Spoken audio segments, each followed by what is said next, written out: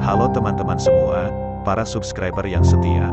Kita sekarang membahas novel terbaru, Penjaga Kuil Naga. Jangan lupa untuk terus mendukung channel ini dengan menekan tombol subscribe, like, dan komen. Terima kasih. Bab 3. Vina berasal dari keluarga sederhana, sehingga dia menginginkan lelaki yang tampan dan lebih khususnya, anak orang kaya yang bisa dia andalkan untuk masa depannya dan keluarganya. Menurut Vina, Marco adalah lelaki yang cocok untuknya. Sesaat setelah proses perkuliahan selesai, Vina langsung mencari keberadaan Marco di kantin sekolah. Sesampainya di kantin, Vina melihat seluruh tempat sudah dipenuhi oleh mahasiswa yang lain, namun dia tidak melihat Marco. Karena dia tidak menemukan keberadaan Marco, Vina langsung berbalik dan pergi. Dia langsung menuju taman kampus, karena tempat itu adalah tempat dia dan teman-temannya selalu berkumpul. Di sisi lain, Marco dan Yul sudah menunggu begitu lama, sehingga mereka hanya bisa menggoda setiap gadis kampus yang lewati di depan mereka. Yul berkata kepada Marco, "Marco, kenapa kamu begitu ingin makan siang dengan Vina? Bukannya kamu sedang mendekati Dewi?" Mendengar hal itu, Marco menatap Yul dengan perasaan menghina dan berkata, "Memangnya apa yang kamu tahu soal wanita? Kamu sendiri sampai sekarang masih jomblo abadi." Setelah berkata, Marco tertawa bahagia. "Ini bukan soal jomblo Marco, cuman saja, kamu jangan sampai kehilangan kesempatan untuk mengejar Dewi." "Apa maksudmu?" Marco menatap Yul dengan serius. "Begini Marco, kalau sampai Dewi melihat kamu mendekati Vina, apakah dia mau lagi sama kamu?" Yul berkata dengan jujur, idemu betul juga ya." Marco mengangguk. "Tumben kamu punya pendapat gitu, biasanya kamu hanya tahu mengeong." "Ya iyalah Marco, saya hanya bisa mengingatkanmu, terserah kalau kamu ikuti kalau tidak." Yul berkata pasrah. Tiba-tiba Marco berkata bahagia, "Selagi Dewi tidak tahu, kan tidak ada masalah, aman kan?" Yul mengangkat bahu sambil berkata, "Terserah Tuan Marco saja." Setelah selesai berkata, Yul langsung bangkit berdiri dan hendak pergi.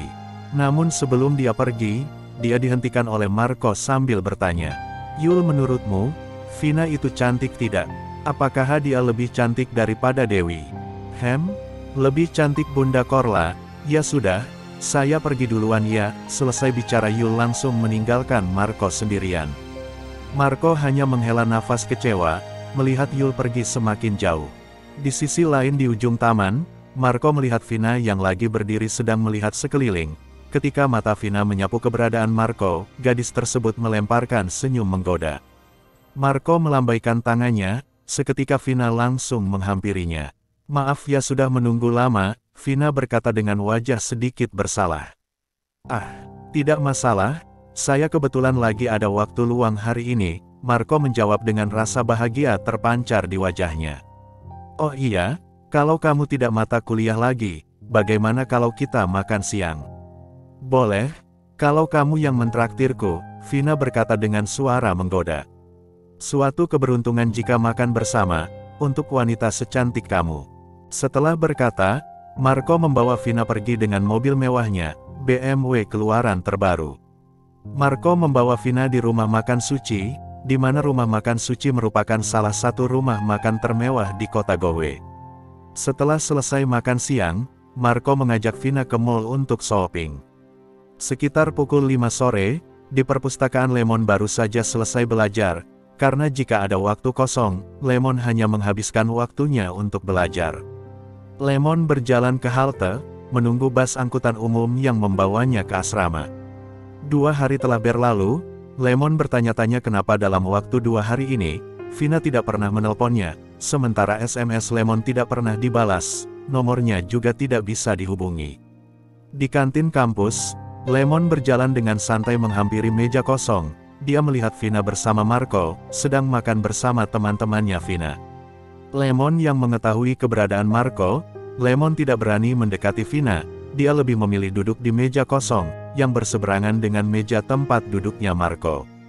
Teman Vina, Adele, yang melihat keberadaan Lemon di meja sebelah, seketika dia berkata, "Hei Vina, itu pacarmu di sana, kenapa kamu tidak menemaninya?" Adele adalah teman Vina yang membuat taruhan dengannya, untuk mendekati Lemon dan menjadikannya pacar. Vina yang mendengar perkataan Adele, seketika tercengang. Vina takut kalau Marco salah paham dengan ucapan Adele barusan. Marco yang mendengar perkataan Adele, langsung menoleh ke belakang, dan melihat Lemon yang sedang duduk berseberangan dengan mereka. Marco terkejut dan berkata, "Maksudmu? Vina pacarnya pecundang itu, Lemon si miskin kurus." "Iya iyalah, masa kita bohong?" Adele menjawab dengan rasa bangga. "Dasar si Adele wanita jalang," Vina membantin dalam hatinya.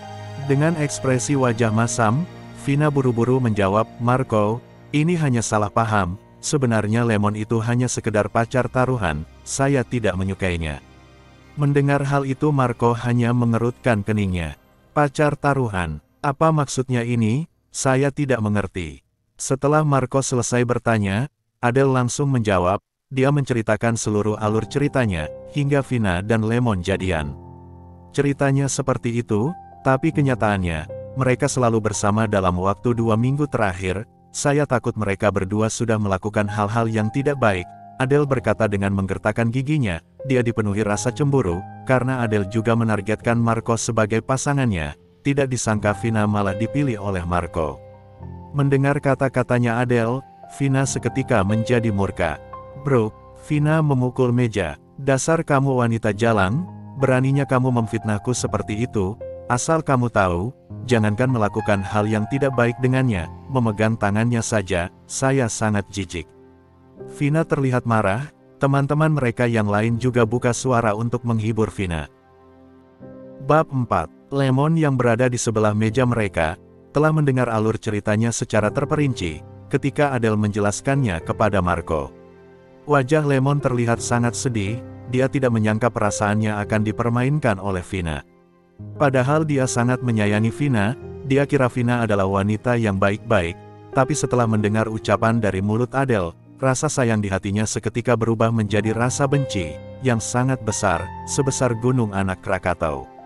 Karena semuanya sudah jelas, pertanyaan Lemon yang selama 2 hari terakhir terjawab sudah, mulai dari semsnya yang tidak dibalas, dan Vina yang tidak bisa dihubungi. Di sisi lain, Vina yang sangat murka berkata kepada Adele, "Adele, hari ini adalah hari terakhir taruhan kita, dan sudah waktunya saya memutuskan Lemon, si pecundang miskin itu."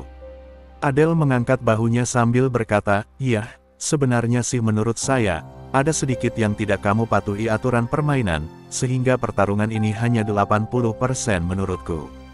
Mendengar hal itu, Vina menggertakkan giginya dan berkata, "Saya tidak peduli dengan aturan omong kosongmu, yang jelas waktunya sudah sampai, dan hari ini waktunya saya memutuskan si brengsek itu."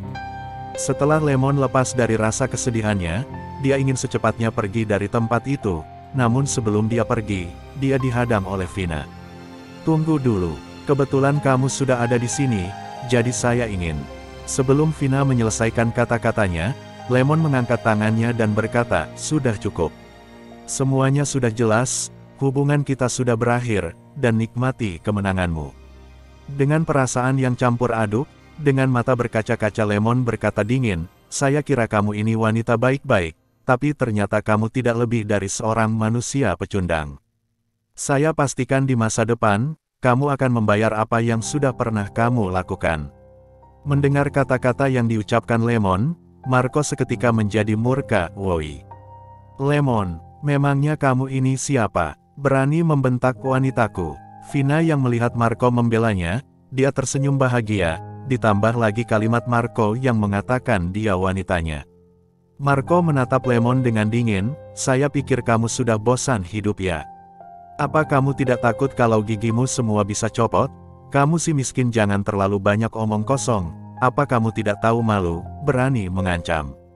Mendengar kata-kata Marco, semua orang yang berada di tempat itu menatap Lemon dengan penuh rasa menghina dan jijik. Tiba-tiba dari meja pojok belakang, Dewi yang melihat kejadian tersebut, langsung berjalan menghampiri dan langsung menarik lengan Lemon sambil berkata, "Ayo, pergi dari sini." Lemon yang sudah kehilangan keberanian, hanya menurut saja ketika Dewi menarik lengannya pergi dari tempat itu. Ketika melihat Lemon dan Dewi pergi, mata Marco seketika menjadi merah dengan dipenuhi niat membunuh. "Awas kau brengsek, saya pasti akan membalasmu." kau berani merebut dewiku. Marco membanting dalam hatinya. Setelah Lemon dan Dewi menghilang dari tempat itu, Adele dan yang lainnya juga langsung beranjak pergi dari tempat itu. Vina menatap Marco dan berkata, kamu percaya padaku kan? Kalau kami tidak ada apa-apanya, iya saya percaya padamu. Setelah berkata Vina dan Marco langsung pergi dari tempat itu. Di sisi lain Lemon terkejut melihat Dewi menariknya. Dia berkata, kenapa kamu menarikku? Saya kasihan padamu, kamu terus-terusan dihina Marco, tapi kamu tidak berani melawan. Mendengar kata-kata Dewi, Lemon hanya pasrah dengan wajah muram. Siapa saya rupanya, bisa melawan Marco yang punya banyak pendukung. Bukan berarti kamu melawan harus memukulnya, kan kamu bisa pergi menghindari mereka, apalagi pacarmu itu, yang namanya Vina. Lemon langsung menjawab, yah, itu Vina si wanita jalang. Setelah mengobrol beberapa menit, Lemon berniat pergi pulang ke asramanya. Dia minta pamit, terima kasih karena kamu telah menyelamatkanku hari ini. Di masa depan kalau saya sudah sukses, saya pasti akan mengingatmu. Bukan hanya mengingat, di masa depan kalau kamu sudah sukses, kamu harus mentraktirku di kantin kampus. Dewi tersenyum senang kepada Lemon. Ya sudah, saya pergi dulu. Setelah berpamitan mereka berdua berpisah. Di sisi pojok koridor, sesosok kabut hitam yang menyerupai manusia, sedang memperhatikan Lemon yang sedang pergi berjalan keluar. Lemon yang sedang berjalan ke arah taman, dia melihat Dennis dan beberapa temannya yang lain. Dennis yang melihat Lemon melambaikan tangannya untuk memanggil Lemon. Setelah Lemon sampai di dekat mereka, Dennis bertanya, saya dengar tadi kamu habis dimarahi oleh Marco ya? Iya dan, ternyata Vina juga bersamanya. Dennis yang mendengar hal itu seketika tercengang, apa? Maksudmu, Vina pacarmu itu?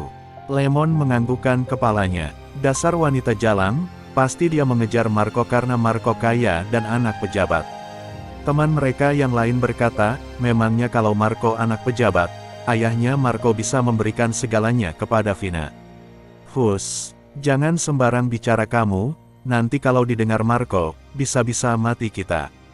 Lemon yang melihat mereka berdebat dia langsung memotong dan berkata, sudahlah, lebih baik kita pulang ke asrama. Mendengar ajakan Lemon, mereka semua langsung berjalan pergi ke halte bus.